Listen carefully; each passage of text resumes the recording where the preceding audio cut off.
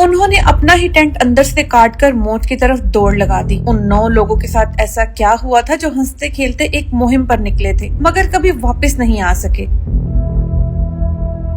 फरवरी 1959, रूस के बर्फीले यूराल पहाड़ जहां दर्जा हरारत -30 से भी नीचे गिर जाता है। 9 नौजवान हाइकर्स एक ऐसा सफर शुरू करते हैं जो तारीख का सबसे पुरस्कार अंजाम बन जाता है। हम बात कर रहे हैं डेटलोफ पास इंसिडेंट की। इगोर डेल्टॉफ की क़यादत में 10 नौजवानों की टीम, जिनमें 7 मर्द और 2 ख़वातीन शामिल थी, उन्होंने ये सफर शुरू किया।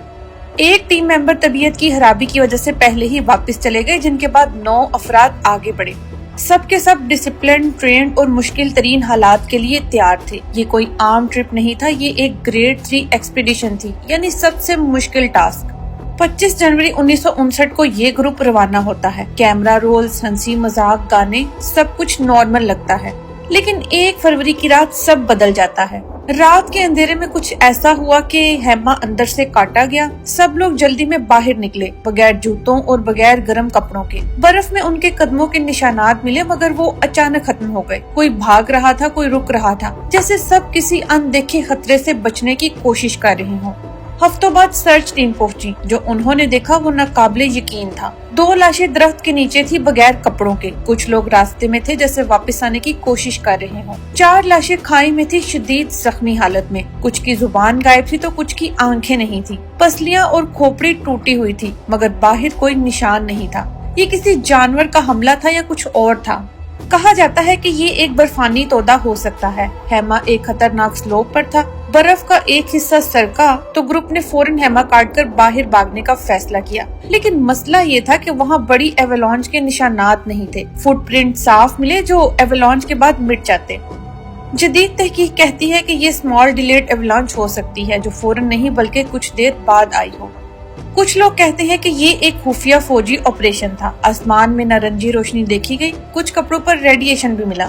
यूएसएसआर उस वक्त खुफिया हथियार टेस्ट कर रहा था। धमाका हुआ, शॉकवेव ने अंदरूनी हड्डियां तोड़ दी। आवाज और रोशनी से लोग घबरा गए। लेकिन यहाँ सवाल ये है कि कोई वाज़ेह ब्लास्ट मार्क क्यों नहीं था? हुकूमत ने सच क्यों छुपाया? एक और थ्योरी के मुताबिक कुछ गवाहों ने कहा कि आसमान में अजीब रोशनी थी, नारंगी गोले थे, खामोशी से हरकत करते हुए। क्या ये यूएफओ थे या कोई गैर जमीनी महलूक थी?